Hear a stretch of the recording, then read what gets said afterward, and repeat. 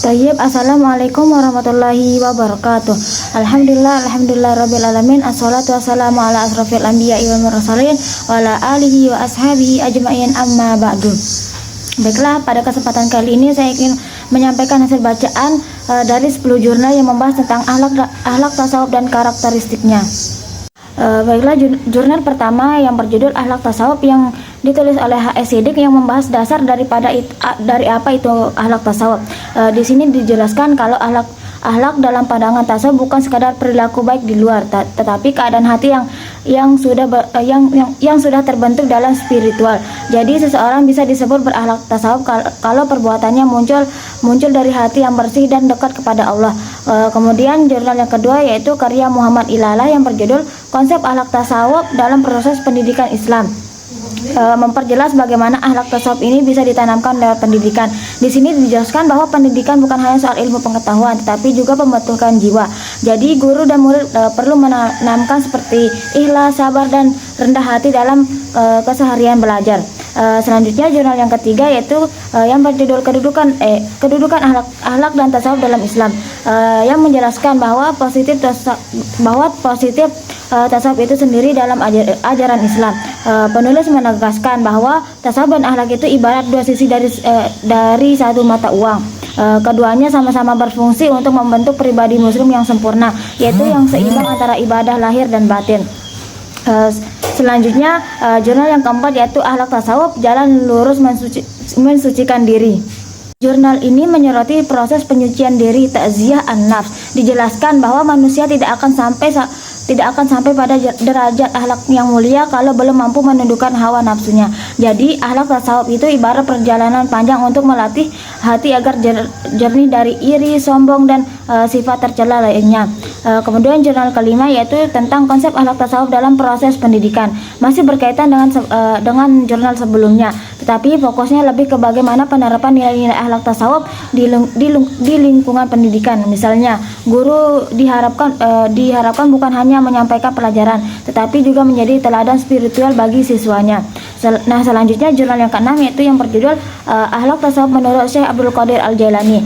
Di sini penulis menjelaskan contoh nyata akhlak tasawuf dari tokoh sufi besar. Menurut Syekh Abdul Qadir, akhlak yang baik itu lahir dari hati yang selalu terhubung dengan Allah. Jadi setiap amal perbuatan harus disertai dengan niat yang bersih dan rasa rendah diri kepada Tuhan. Selanjutnya jurnal yang ketujuh yaitu yang berjudul ilmu akhlak tasawuf dalam membangun karakter. Jurnal ini membahas bahwa tasawuf sangat berperan dalam membentuk karakter manusia modern. Kalau zaman sekarang banyak orang pintar tetapi mudah stres atau sombong, itu karena nilai batinnya kosong. Maka lewat tasawuf manusia bisa belajar menata hati supaya tetap tenang, sabar, dan tidak mudah iri. Selanjutnya jurnal yang ke-8 yang berjudul Akhlak Tasawuf sebagai kajian keilmuan. Jurnal ini membahas bagaimana akhlak tasawuf bukan hanya pengalaman pribadi, tetapi juga ilmu yang bisa dikaji secara ilmiah. Tasawuf ini dianggap sebagai cabang ilmu yang melatih aspek batin agar keseimbangan antara akal, nafsu, dan ruh tetap terjaga. Selanjutnya jurnal yang ke-9 yang berjudul Implementasi Akhlak Tasawuf dalam Pendidikan Islam, menjelaskan penerapan nilai-nilai tasawuf dalam kehidupan sehari-hari, terutama di dunia pendidikan. Misalnya dengan membiasakan sikap jujur, sabar, disiplin, dan kasih sayang dalam lingkungan sekolah. Jadi tasawuf tidak hanya diamalkan di masjid, tetapi juga bisa diterapkan dalam sistem pendidikan modern.